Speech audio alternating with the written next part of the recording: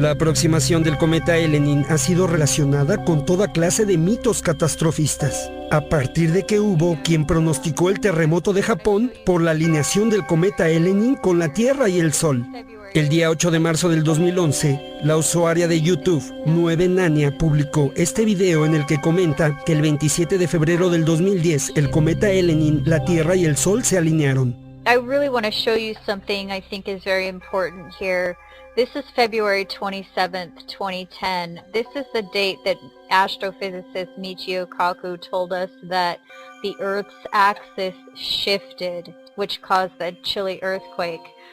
De manera que 9Nania, 3 días antes, advirtió que durante la próxima alineación ocurriría un terremoto en Japón. Now let's see when the alignment is this year.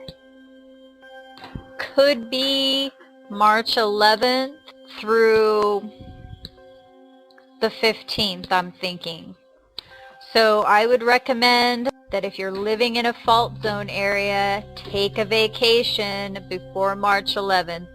El 9 de marzo del 2011, 9Nania publicó otra advertencia citando 5 ciudades, entre ellas Tokio.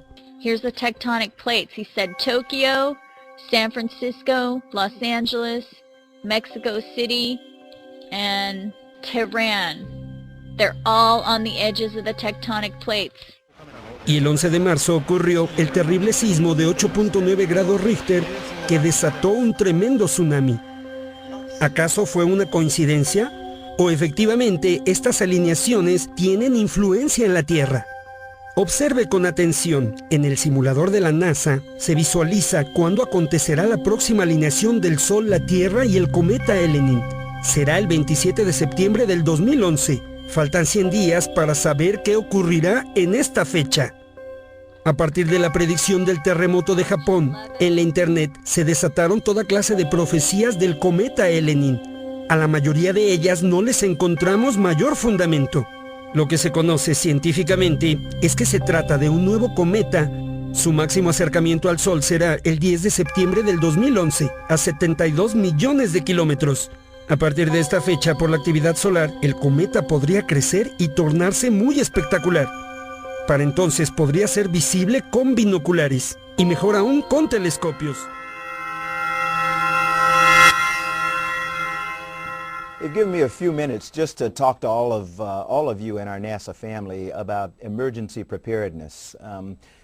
NASA recently participated in a FEMA exercise called Eagle Horizon that was a part of a continuity of operations and government exercise that we do annually. And I became aware of some things that concern me about our family preparedness, and I wanted to talk to you very briefly.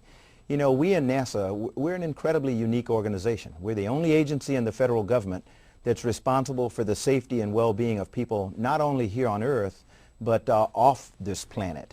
So my experience in the astronaut office, my experience as an active duty Marine, always talked about the importance of family preparedness and to make sure that we had a viable family support program.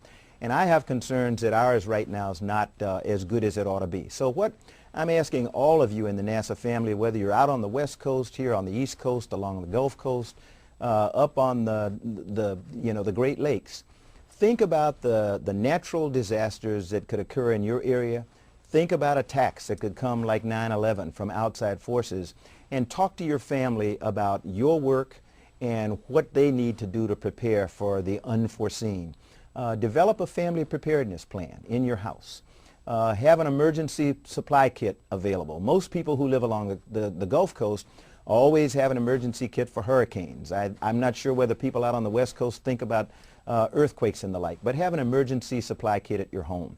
Think about a family communications plan. Where are we going to meet if an emergency occurs and we're all over town?